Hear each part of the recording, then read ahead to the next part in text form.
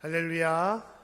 우리 2022년도 첫 주일 예배, 신년 감사 예배로 나오신 우리 모든 성도님들 다시 한번 주님의 이름으로 환영하고 귀한 은혜와 사랑이 그 삶과 가정에 충만할 수 있기를 간절히 축원합니다. 특히 우리 남선 중찬단 우리 힘찬 찬양으로 우리가 새해를 시작하니까 더 큰 은혜가 되는 것 같습니다. 우리 남선 중찬단을 위해서 기도해 주시고 매일매일 찬양의 역사가 그 삶에 임할 수 있기를 간절히 바랍니다. 할렐루야. 자고 일어났더니 한 해가 끝난 줄 알았더니 또 한 해가 또 시작이 된 것 같습니다. 올해는 이제 바로 주일이 이제 송구 영신 예배랑 많이 가까이 있어가지고 하루가 금방 달라졌다라는 느낌을 갖고 있습니다.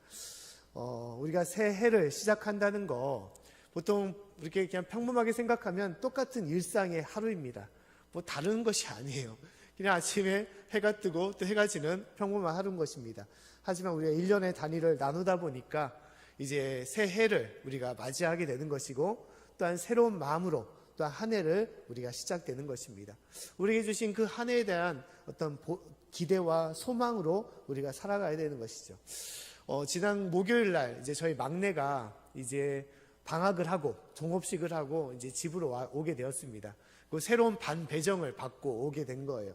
그래서 약간 좀 찌뿌둥한, 좀 속상한 마음을 갖더라고요. 왜 그러냐 했더니 친한 친구들을 이제 같은 반으로 올라가지 못하고 친한 친구 한 명밖에 같은 반에 배정이 되었다고 얘기하더라고요.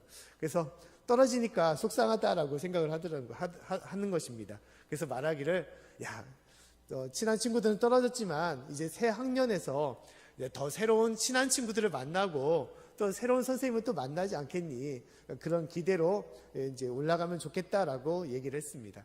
우리의 삶도 마찬가지입니다. 우리가 기존에 했던 여러 가지 것들이 있고 또 아직까지 우리 삶에 막혀 있고 힘들어하는 것들이 있어도 우리가 주님께서 예비하신 그런 소망, 또한 새로운 기대로 우리가 한 해를 시작해야 되는 것입니다. 할렐루야. 그 은혜가 우리 가운데 있음을 우리는 바라보며 또한 나아가야 되는 것입니다. 사랑하는 성도 여러분, 우리는 누구나 할 것 없이 이 변화를 꿈꾸며 살아가는 것입니다. 누구나 이 변화를 원하는 것입니다. 많은 사람들이 새해 되면 어디로 많이 달려갑니까? 동해로, 해 뜨는 곳으로 많이 달려갑니다. 가서 기도를 하는지 또 이게 해 뜨는 해를 바라보면서 소원 기도를 하는 건지 잘 모르겠지만 대부분의 마음은 또 어떤 그런 바람을 가지고 이제 일출을 바라보면서 나아갈 것입니다. 근데 우리가 더 중요한 것은 내 가정이 변하기를 원하고 내 직장과 내 삶의 지경들, 내 모든 하는 일이 진짜 새롭게 변화되기를 원하는 마음이 있지만 그러나 그 변화의 삶 속에서 가장 중요한 것, 기본이 되는 것이 무엇이냐? 무엇이 변해야 되냐? 내 자신이 먼저 변해야 되는 것입니다. 아무리 세상이 다 바뀌고 놀라운 모습으로 변화되더라도 내가 변하지 않으면 아무 의미가 없는 것입니다. 그 은혜와 또한 그 능력이 우리 삶 속에서 이루어지지 않는 거예요. 중요한 것은 내가 변해야만이 삶은 바뀌지 않고 지경은 바뀌지 않을지라도 내가 변해야만이 더 크신 능력과 역사가 우리 삶과 가정과 또 우리 지경 가운데도 임하고 퍼지게 되는 것입니다. 사랑하는 성도 여러분, 먼저 내 자신이 바뀌어야 된다는 것을 우리가 잊지 말고 우리가 그 가운데 살아갈 수 있기를 간절히 축원합니다. 그래서 오늘 말씀은 먼저 우리 자신이 변해야 된다라는 하나님의 말씀에 관한 내용인 것입니다. 우리가 잘 알고 있는 것처럼 새 포도주는 새 부대라는 그러한 말씀의 비유를 예수님께서는 하시고 계십니다. 오늘 36절부터 38절의 말씀을 한번 읽어보도록 하겠습니다. 자, 시작. 또 비유하여 이르시되 새 옷에서 한 조각을 찢어 낡은 옷에 붙이는 자가 없나니 만일 그렇게 하면 새 옷을 찢을 뿐이요 또 새 옷에서 찍은 조각이 낡은 것에 합하지 아니하리라. 새 포도주를 낡은 가죽 부대에 넣는 자가 없나니 만일 그렇게 하면 새 포도주가 부대를 터뜨려 포도주가 쏟아지고 부대도 버리게 되리라. 새 포도주는 새 부대에 넣어야 할 것이니라. 아멘. 자, 예수님께서는 두 가지의 비유에 대해서 얘기를 하고 있습니다. 천에 대한 비유와 또한 술, 포도주와 부대에 관한 비유 얘기를 하신 것이죠. 우리가 보통 어렸을 때도 보통 구멍난 양말은 어떻게 했습니까? 열심히 끼워가지고 오랫동안 신도록 한 것이죠. 저도 이제 보통 양말 이제 발 뒤꿈치나 이제 엄지발가락이나 그쪽에서 이제 많이 나가니까 또 어렸을 때 워낙 활동들을 많이 하잖아요. 그러니까 양말이 제대로 성할 데가 없었습니다. 그러면 열심히 이제 어머니 할머니는 어떻게 하냐, 양말을 꿰매시는 거예요. 그럼 주구장창 꿰매진 양말을 신고 다니고, 또 이제 무릎팍이 나가거나 이제 팔꿈치가 나가는 경우들이 많은데, 여기도 열심으로 기어가지고 옷을 참 알뜰살뜰하게 입고 다녔던 적이 있었던 것 같습니다. 근데 오늘 말씀 보면 예수님께서 옷에 구멍이 났다고, 낡은 옷에 구멍이 났다고 새 옷을, 멀쩡한 새 옷을 잘라가지고 그 새 천으로 낡은 옷에 붙이면 어떻게 되겠느냐라고 말씀하고 있습니다. 이것은 안 된다는 것이죠. 결국 그 낡은 옷조차 또 구멍이 나서 새 천이기 때문에 그 압축력으로 구멍이 나서 해질 수밖에 없다는 것을 말씀하고 있습니다.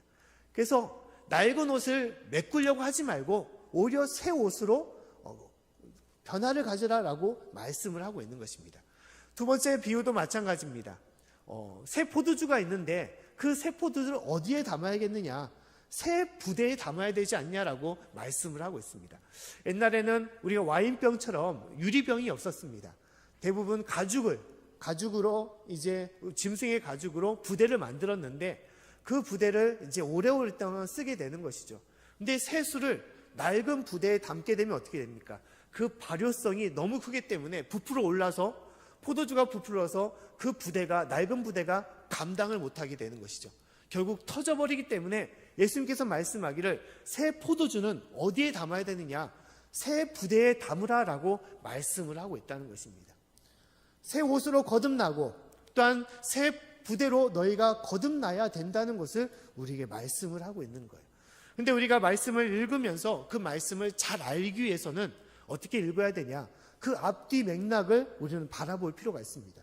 예수님께서 뜬금없이 왜 이 비유의 말씀을 하셨겠습니까? 그냥 멀쩡히 밥을 먹다가 제자들 앞에 놓고, 야, 너희들은 새 부대가 돼야 돼, 너희들은 새 옷이 돼야 돼, 그런 말씀을 하시는 건가? 그것이 아니라는 거예요. 이 말씀을 하시게 된 근본적인 이유가 있는데, 당시에 예수님과 함께 했었던 이 사람들이 있었음을 얘기하고 있습니다. 그 사람들한테 이 말씀을 하셨는데 그들은 누구냐? 바리새인들이라는 거예요. 바리새인들. 이 말씀을 하실 때 바리새인들은 예수님을 싫어하고 또 예수님에게 문제를 드러내며 그 문제를 성토했던 것입니다. 그 문제는 무엇이냐? 바리새인들이 짚었던 문제는 두 가지의 문제를 가지고 있었던 거예요. 첫 번째는 무엇이냐? 죄인들과 예수님이 자리를 함께하고 식사를 하셨다는 것. 또한 두 번째의 문제는 예수님의 제자들은 금식하지 않았다는 것에 대해서 문제를 삼았다는 것입니다. 말씀에 보면 29절부터 30절 말씀과 33절 말씀에 다음같이 얘기를 하고 있습니다. 제가 말씀을 읽어드리면 다음 같은 내용을 가지고 있습니다. 우리 화면을 열어주시면 29절부터 30절 말씀 제가 읽도록 하겠습니다. 레위가 예수를 위하여 자기 집에서 큰 잔치를 하니 세리와 다른 사람이 많이 함께 앉았는지라. 바리새인과 저희 서기관들이 그 제자들을 비방하여 가로되 너희가 어찌하여 세리와 죄인과 함께 먹고 마시느냐. 또 33절 말씀을 읽어보겠습니다. 저희가 예수께 말하되 요한의 제자는 자주 금식하며 기도하고 바리새인의 제자들도 또한 그리하되 당신의 제자들은 먹고 마시나이다. 자, 바리새인들이 말했던 것은 금식과 또한 죄인들과 식사하는 것에 대해서 얘기를 하는 것이죠. 당시에 금식하는 것은 참 중요했던 것입니다. 왜냐하면 금식이 그 신앙인의 표본, 기준이 되기 때문인 거예요. 당시에 바리새인들은 몇 번을 금식을 했냐? 일주일에 2번을 금식했습니다. 월요일과 목요일 두 날을 금식을 했던 거예요. 하루 한 날 금식하는 것도 쉽지 않은데 매 주일마다, 주간마다 2날 동안 월요일, 목요일마다 금식을 했던 것입니다. 왜 그랬냐? 금식하는 것이 그만큼 하나님을 잘 믿고 하나님을 잘 섬기는 그러한 신앙, 믿음의 척도가 되기 때문에요. 그 때문에 당연히 예수님의 제자라면, 하나님을 섬기는 자라면 이만큼 금식해야 되지 않냐라고 얘기를 했던 거예요. 근데 문제는 무엇입니까? 제자들이 금식하지 않았다는 거예요. 먹고 마시는데 그렇게 매몰되며 살아갔다는 것입니다. 또 두 번째 문제는 무엇입니까? 예수님이 죄인들과 세리들과 같이 식사를 하고 있다는 것입니다. 자, 유대인의 율법에서 중요한 것은 무엇이냐? 청결법입니다. 청결법. 하나님의 백성은 거룩해야 되니까. 근데 지금 어떻게 하고 있다는 것입니까? 죄인들과, 더러운 죄인들, 심판받아 마땅한 죄인들과 같이 함께 한다는 거, 이것은 불결한 것이죠. 불결한 것입니다. 율법에 합당치 못한 일이에요. 심지어 그들과 식사한다는 것은 이것은 있을 수 없는 것이죠.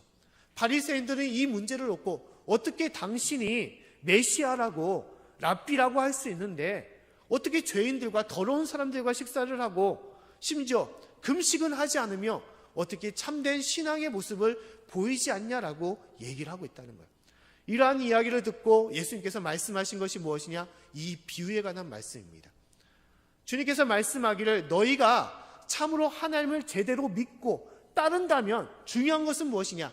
너희의 삶이 변화되어야만이 온전히 하나님을 알고 따를 것이다 라고 얘기를 하는 것입니다.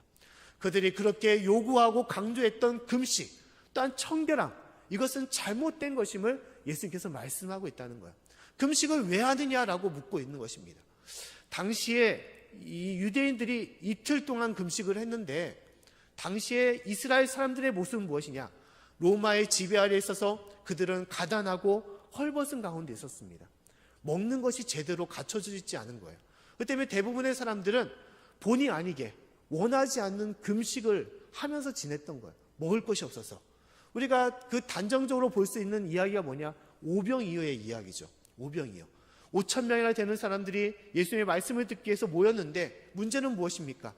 음식이 없어서 그들이 배를 쫄쫄 굴면서 예수님의 말씀을 들었던 거예요. 그 많은 사람들이. 근데 어린아이가 오직 도시락만을 가지고 있었다는 것이죠. 그만큼 이 시대에서는 가난이 삶의 모습이었고 그런 형편으로 살았던 것입니다. 그렇기 때문에 금식이라는 것은 되게 사치스러운 언어인 거예요. 신앙의 기준이라고 하지만 그것은 참된 금식의 모습이 아닌 것입니다. 또한 금식을 왜 하느냐? 하나님을 온전히 섬기기 위해서 금식을 하는 거예요. 금식은 무엇입니까? 내가 음식을 다 끊고 오직 주님만이 나의 참된 주인이십니다. 오직 내가 의지하고 믿을 분은 주님이십니다라는 그러한 고백으로 금식을 하는 것이죠. 그런데 바리새인들은 무엇입니까? 내 자신을 드러내기 위해서 내가 이만큼의 신앙의 사람입니다. 내가 이만큼의 지도자입니다는 것을 드러내기 위해서 금식을 하는 거예요. 이것은 금식의 참된 의미가 하나님께서 원하시는 금식의 모습이 아님을 얘기하고 있는 것이죠. 그래서 예수님께서 뭐라고 말씀하십니까? 지금은 금식할 때가 아니라 내가 있으니 신랑 되는 예수님이 너희와 함께하고 있으니 오히려 기뻐하고 감사하고 잔치를 베풀자라고 얘기를 하고 있는 것입니다. 이것이 중요한 삶의 모습이라는 거예요. 또한 죄인들과 함께하는 거 불결하다고 하지만 누가 죄인이냐라고 묻는 것입니다. 사람이 너희도 똑같은 피조물인데 하나님 앞에서 누가 더 더럽다고 누가 더 죄가 많다고 판단하며 불결하다고 할 수 있느냐? 너희가 어떻게 그 사람을 판단하고 정죄할 수 있느냐라고 물어보고 있는 것입니다. 사람 가운데는 깨끗한 사람이 없다는 것이죠. 오직 예수님은 우리를 위하여 이 땅에 오셨음을, 죄인을 위하여 이 땅에 오셨음을 말씀하고 있는 것입니다. 하나님의 참된 말씀을 이 바리새인들에게 말씀하셨는데 그러나 결국 그들은 어떻게 했습니까? 이 예수님의 말씀을 듣지 않았던 거예요. 깨닫지 못했습니다.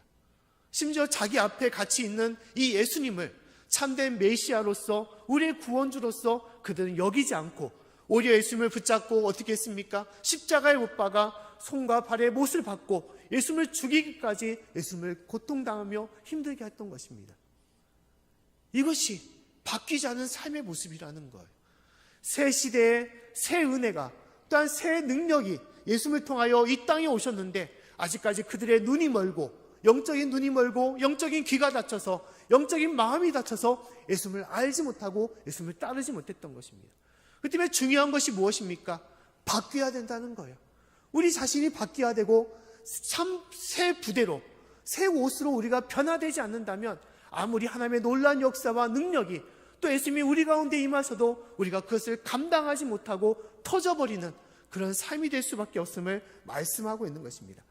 사랑하는 성도 여러분, 우리의 삶은 어떻습니까? 우리의 삶은 우리는 주님 앞에 변화되는 삶으로 나아가고 있습니까?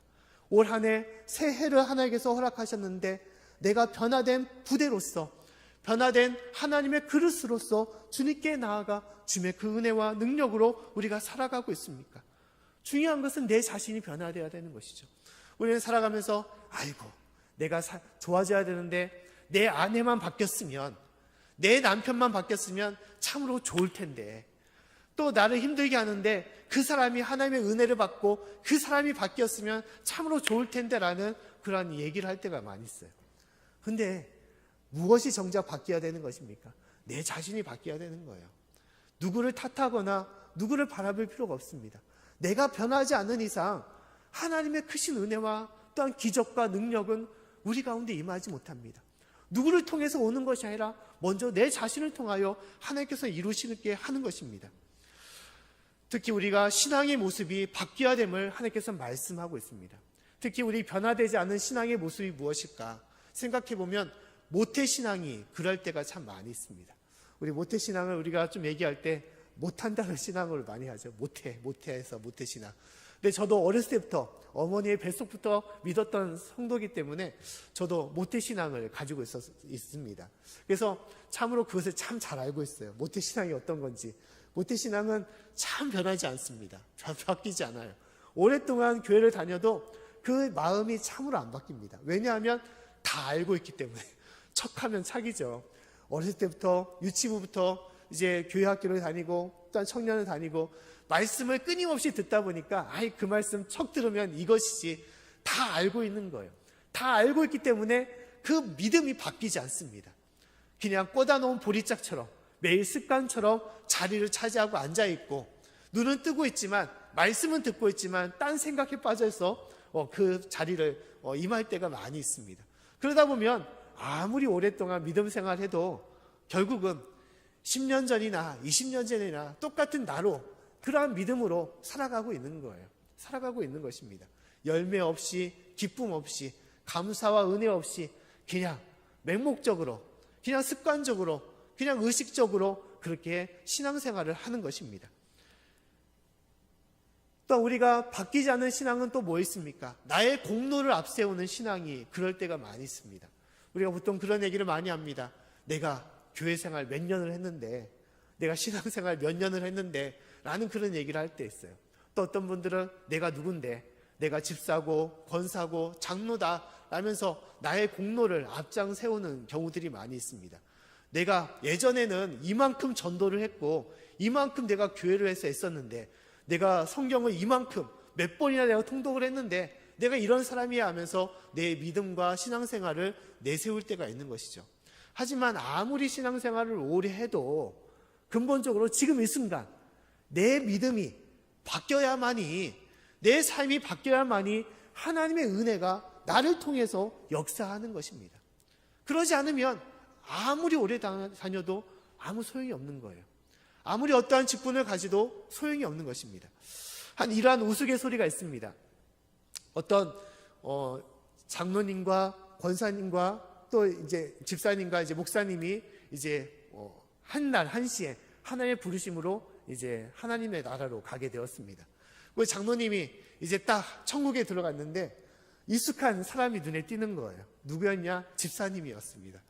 집사님이 와가지고 이제 천국에 있는데 뭘 하고 계시냐면 하나님께서 베푸신 진수성찬을 앞에 차려놓고 그 음식을 만찬을 즐기고 있는 거예요.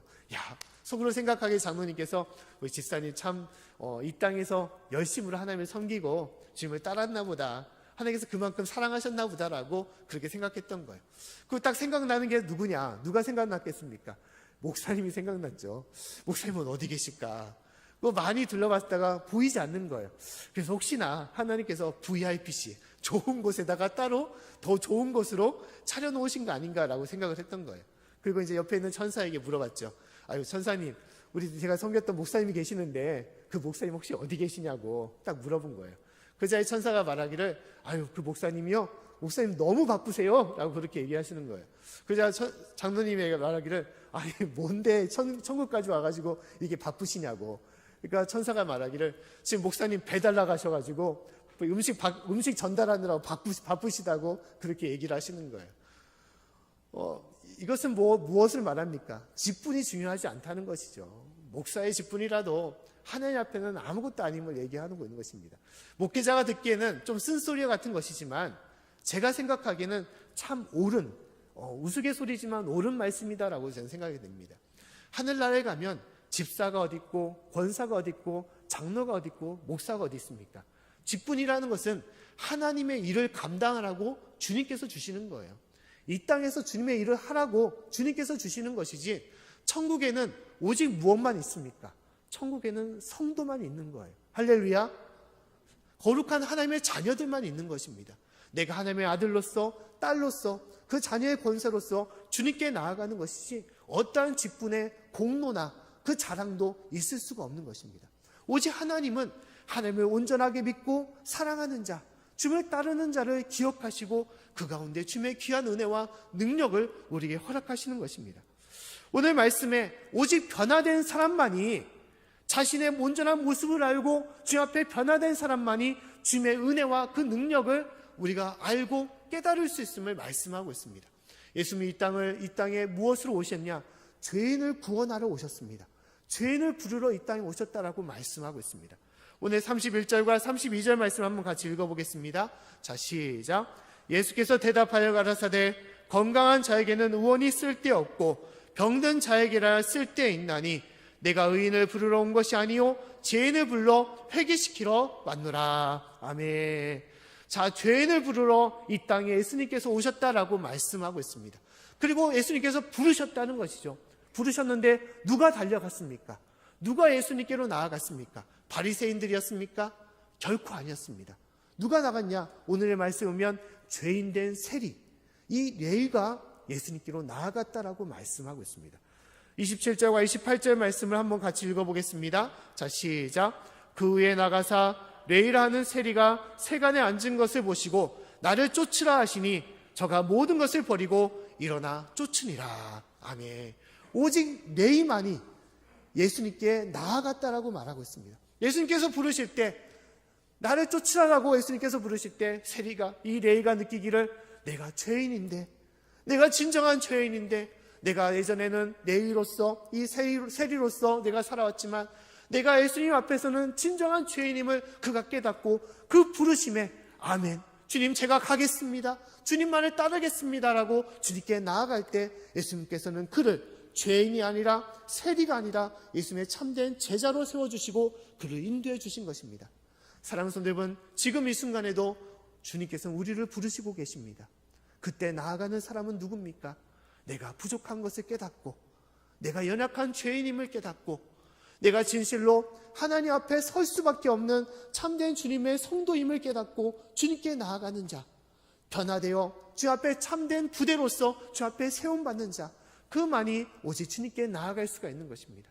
사랑하는 성도 여러분, 주님께서 주시는 이 새해에 변화받는 삶으로서 주님 앞에 온전한 삶으로 나아가 주님께 주시는 그 은혜 가운데 설 수 있기를 간절히 축원합니다.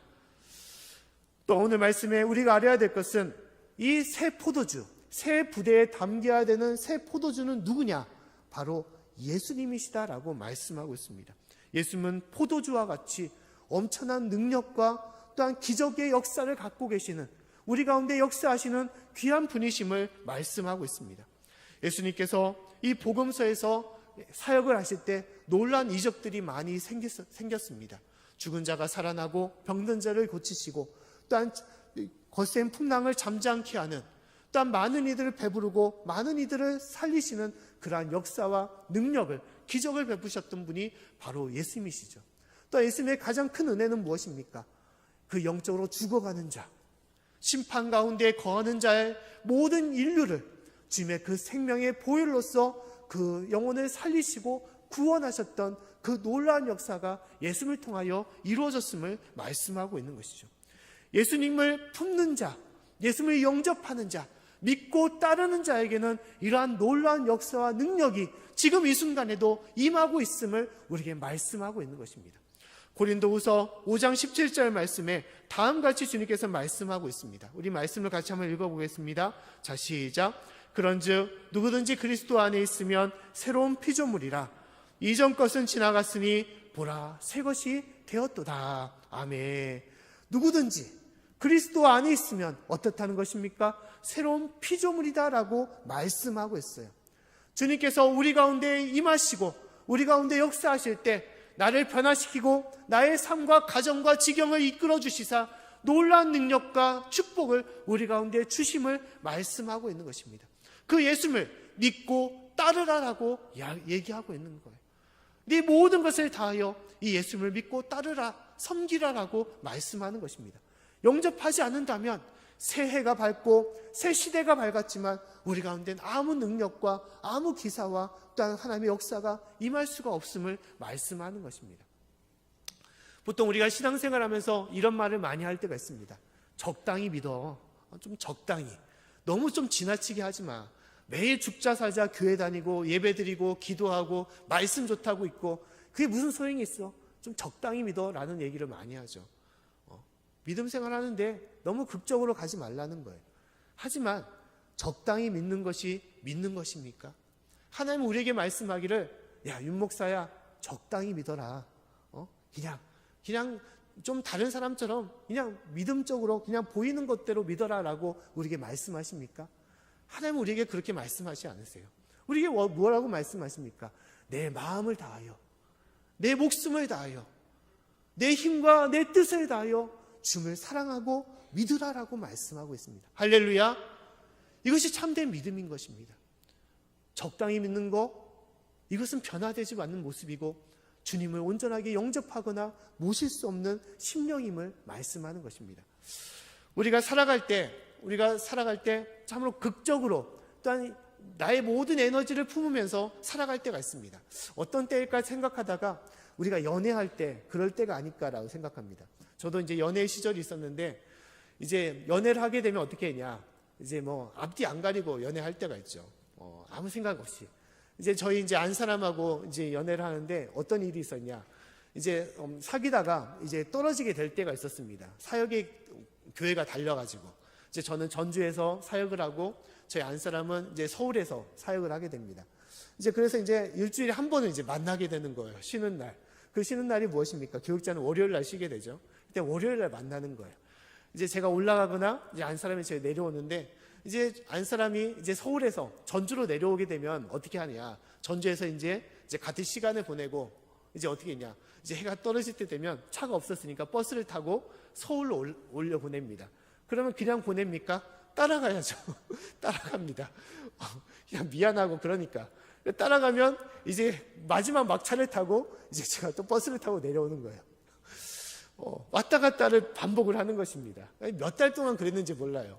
그냥 쉽게 생각하면 그냥 딱 중간 지점 대전에서 만나가지고 대전에서 보내다가 그냥 뿔뿔이 헤어지면 될 텐데 왜 그렇게 했는지 시간을 낭비하고 돈을 낭비해서 그렇게 보냈는가. 돌아보면 좋아했기 때문에 그런 거죠. 사랑하기 때문에 물불 가리고 그렇게 했던 것입니다.